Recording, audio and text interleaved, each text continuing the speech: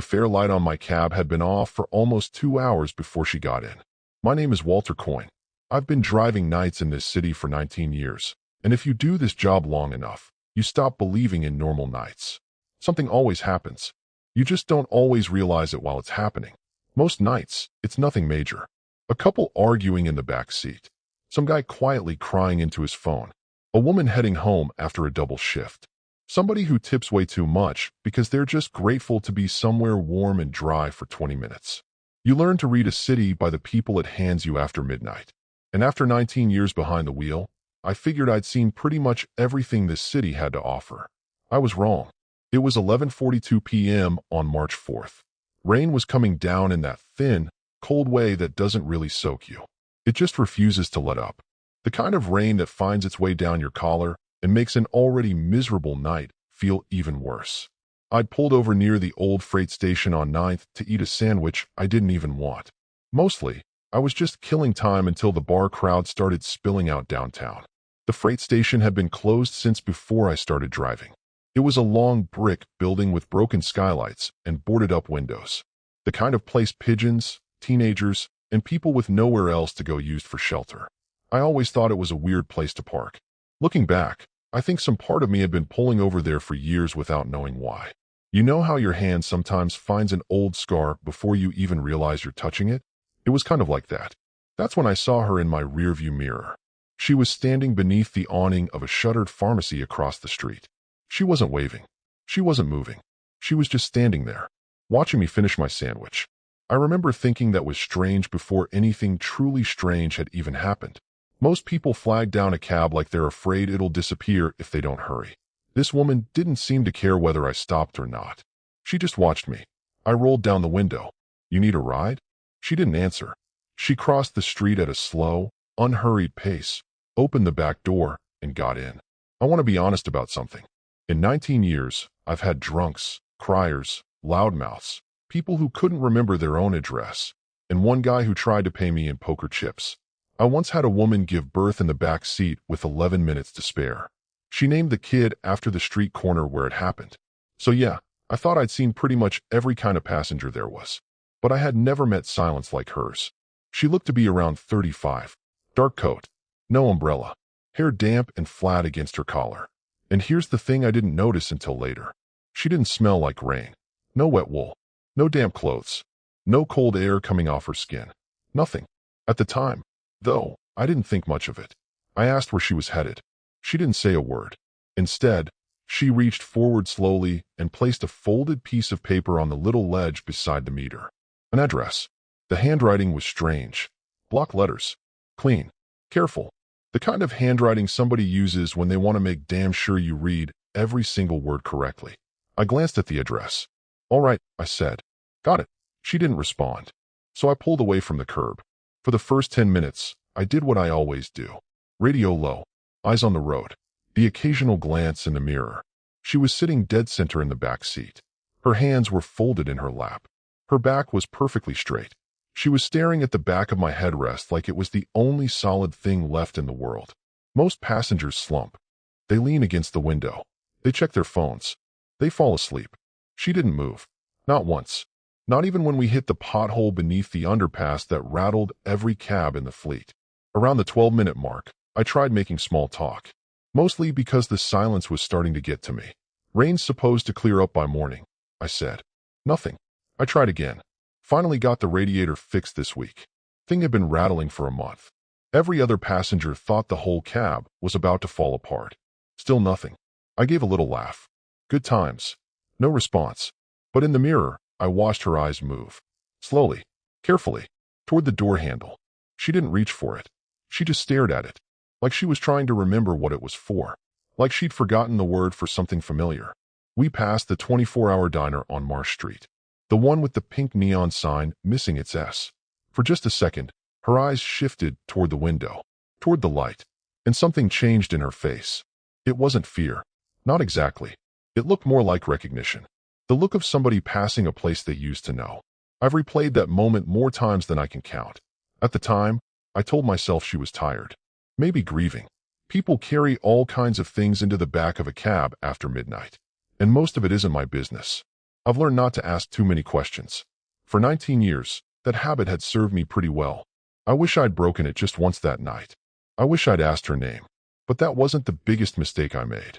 A few minutes later, I looked in my rearview mirror, and the woman I'd been driving was gone. Just gone. She had left behind only two things, and one of them was about to turn my entire life upside down. That's where everything stopped making sense. We reached a red light at Vance and 11th, right beside the old railway underpass. The same underpass with the flickering sodium lamp that had been half broken for as long as I could remember.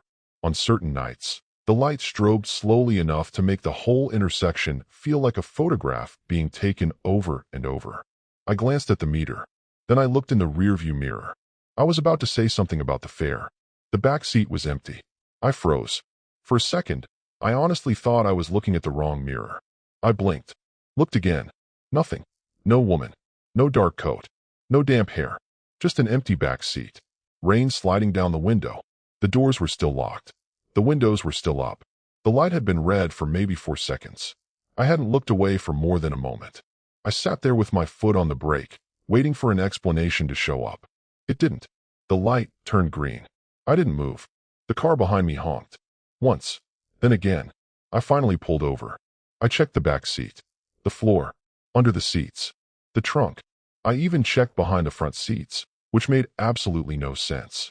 But when your brain runs out of explanations, it starts throwing out stupid ones. The doors hadn't opened. I knew that. I would have heard the click. I would have felt the air change. That back door had always made a very specific creaking sound. I would have heard it. There had been no sound. No movement. No warning.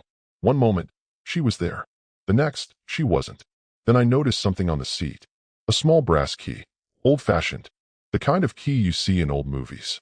Deep teeth. A worn oval loop. A faded red thread tied through the top. The thread was old and fuzzy. Beneath it, partly tucked under the seatbelt buckle, was a photograph. Black and white. The corners were curled. The surface had worn thin along one crease, like someone had carried it in their pocket for years. I picked it up, and my stomach dropped. The woman in the picture was standing in front of a brick building. She was younger, maybe 20 years younger, but it was her. Same jawline, same eyes, same posture, that same strange way of standing perfectly still, like she'd gotten used to being watched and had decided not to react. I sat behind the wheel with the engine running. The wipers kept moving. Back and forth. Back and forth. I've been asked why I didn't call the cops right away. Why I didn't radio dispatch. Why I didn't report a passenger who had apparently vanished from a moving vehicle. The honest answer? I didn't trust my own story. I was afraid of how it would sound out loud. A woman got into my cab. She disappeared. There was a key. And a photograph. That's not exactly the kind of thing you tell the police and expect them to nod along. I could have driven away. I could have blamed exhaustion. Maybe she had somehow gotten out at the red light. Maybe I simply hadn't noticed.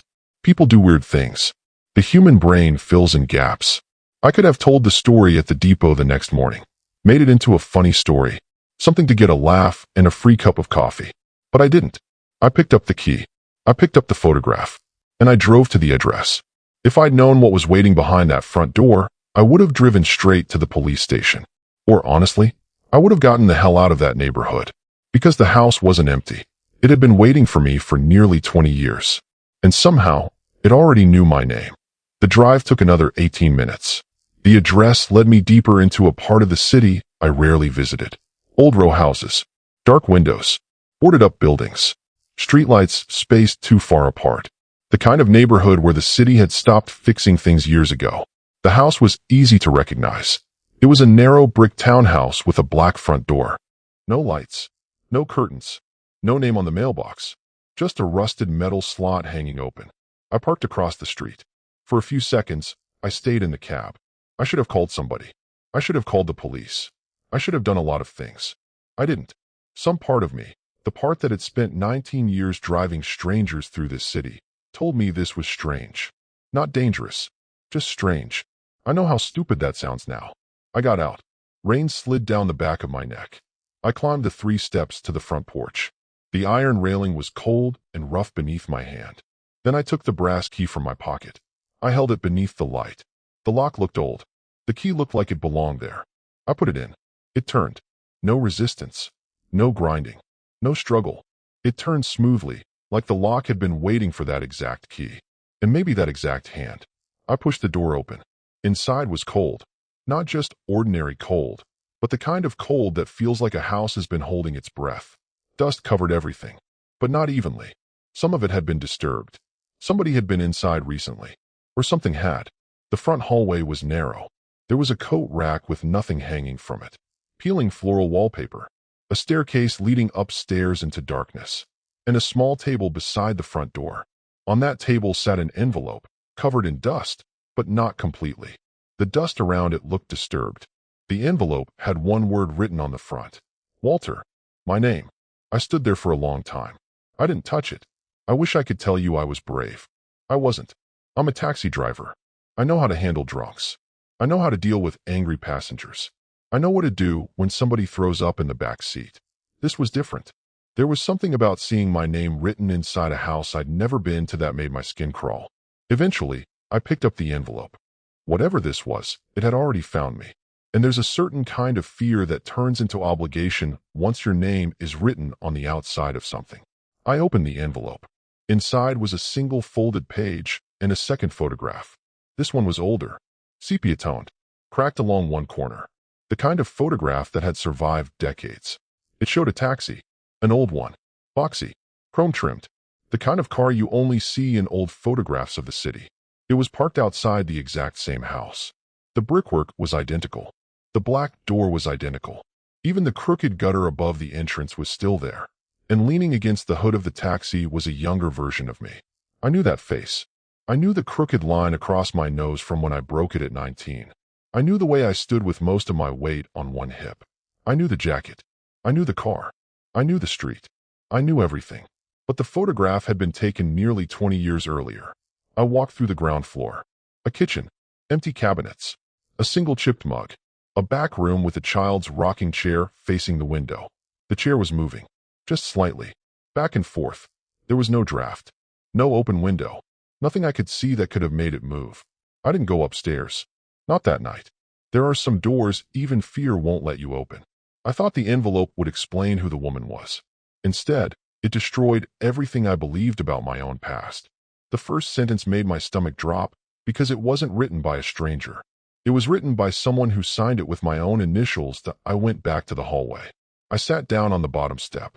The wood creaked beneath me. For some reason, that sound felt almost comforting. I unfolded the letter, and I read it. You won't remember this yet. You will. On the night of March 4th, 2007, you picked up a passenger near Vance and 11th who never reached her destination. You have been driving the same route, on the same date, for longer than you know. I believe you've done this every year since. Every year, the rain washes the memory away by morning. This is not the first letter I've left for you. It is the 7th. Each time, you drive her a little farther before she disappears. The first time, it was barely 2 blocks. Each time, you find this house a little sooner. I don't know what happens when you finally get all the way there. Maybe she reaches wherever she's trying to go. Maybe you do. I hope you make it before I run out of ways to leave this for you to find. And before I run out of nights to write it in. W.C. My initials. W.C. Walter Coyne. I read the letter 3 times. Then a 4th. The 7th. 6 letters before this one. 6 years, maybe more, of marches I'd apparently already lived through, and not one of them had left so much as a shadow of a memory behind. No dream I could half recall. No strange feeling of déjà vu on this same drive. Nothing. That was the part that scared me more than the empty back seat. Not that this had happened before. That it had happened 6 times, and I'd walked away clean every single time, like a chalkboard wiped before I ever got to read what was written on it. My hands were shaking. Not because I was terrified. Not entirely. It was the feeling of being told something about your own life that you don't remember, and somehow recognizing it as true anyway. The handwriting looked strange, but the longer I stared at it, the more familiar it became. The shape of the W. The way the letters leaned. The pressure of the pen. It looked like handwriting I might have used years ago, or handwriting I might use tomorrow. I walked back outside. The rain had softened to mist. I got into the cab. I sat there behind the wheel. And then, without really knowing why, I opened the glove compartment. Inside were the usual things. Registration. A spare fuse. An expired parking permit. A couple of receipts. And behind the paperwork, a photograph. My daughter, Eleanor, 6 years old, gap-toothed, squinting into the sunlight. Standing on a beach I couldn't remember visiting. I hadn't looked at that photograph in years. I hadn't even remembered it was in the glove compartment.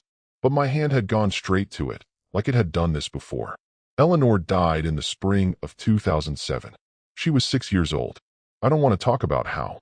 Some things don't need to be described to be understood. The year was enough. The same year on the letter. I sat in that cab outside the dark house, and something inside me finally broke open. The woman in the back seat had not been a stranger. She had my daughter's eyes. Not similar eyes. The same eyes. The exact same gray-green color. The same look she used to give me when she was trying to remember something. I remembered telling Eleanor once that her eyes looked like the ocean on a cloudy day. I hadn't said that sentence out loud in years. But suddenly, I could hear myself saying it.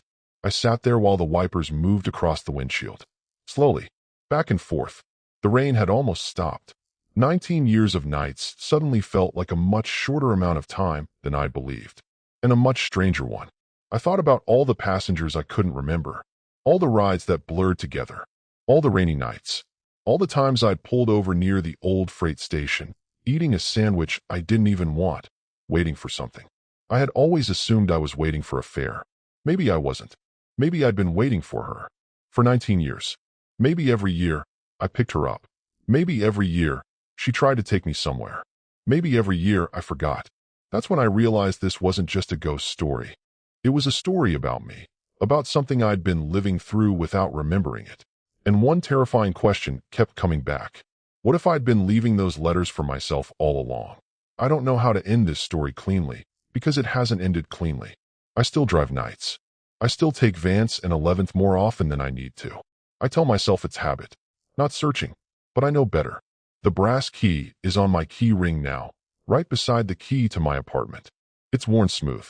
Smoother than I remember it being when I first found it. Sometimes I turn it over in my pocket and wonder how long I've actually been carrying it. Weeks? Years? Maybe longer than I've been telling myself. I haven't seen her again. Not yet. But when the rain comes down thin and cold after midnight, I check the back seat more than I used to. Not because I'm scared. Not exactly.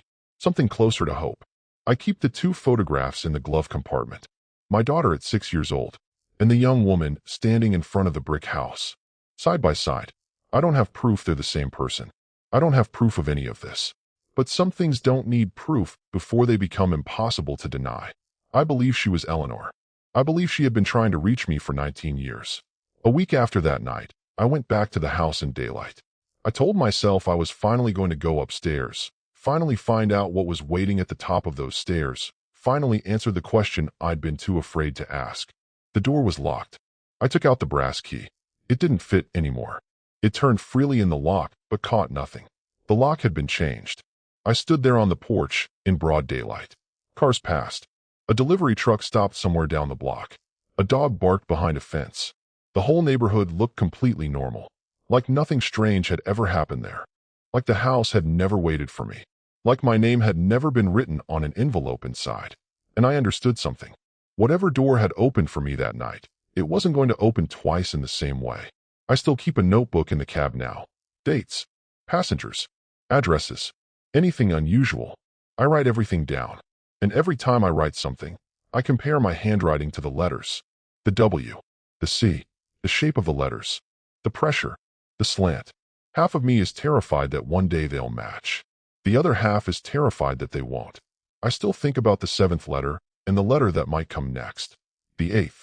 If it ever appears. I wonder what it will say. Maybe it'll tell me to go back to the house. Maybe it'll tell me to stop driving. Maybe it'll tell me the ride is finally over. Or maybe the letters were never being left for me by somebody else. Maybe they were always being left by me. A version of myself I don't remember. A version that knows where the road ends. A version that knows what happened to Eleanor. A version that's been trying to lead me back for 19 years. I don't know. And honestly, I'm not sure I want to know. But I still drive. I still take passengers. And every time somebody gets into the back seat after midnight, I look in the mirror. I watch their reflection. I listen to the way they breathe. I notice whether the seat feels warm after they leave. Because now I know something I didn't know before. Not every passenger is trying to get somewhere. Some passengers are trying to make sure you do. So if you've ever picked up somebody, in a cab, on a bus, or anywhere else, who seemed like they were carrying something they needed you to find, I'd like to hear about it. And if you're riding with me tonight, keep your eyes on the mirror. Because even now, whenever rain starts falling after midnight, I check the back seat before I pull away. And sometimes, just summit.